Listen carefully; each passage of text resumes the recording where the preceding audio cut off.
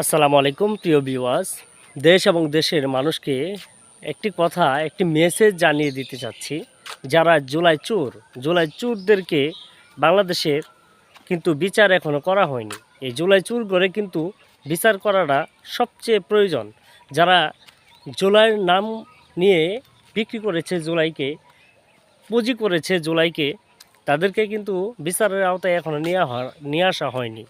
এই জন্য আমরা সবাই এক বাক্যে বলবো, এই জুলাই চোরদেরকে অবশ্যই বিচারের কাঠগড়ায় দাঁড়াতে হবে। কেননা তারা দেশের মানুষের সাথে প্রতারণা করেছে। বন্যার মধ্যে যে টাকাগুলো দিয়েছিল 5ই আগস্টের পরে সারা বাংলাদেশের মানুষ একসাথে হয়ে সেই জুলাই চোরেরা কিন্তু সেই বাংলাদেশের মানুষের কিন্তু সেই হিসাব দেয় নাই। এই জন্য তাদেরকে বিচারের আওতায় আনা প্রয়োজন। আমার সাথে কে কে একমত রয়েছে অবশ্যই কমেন্টে বলে যাবেন।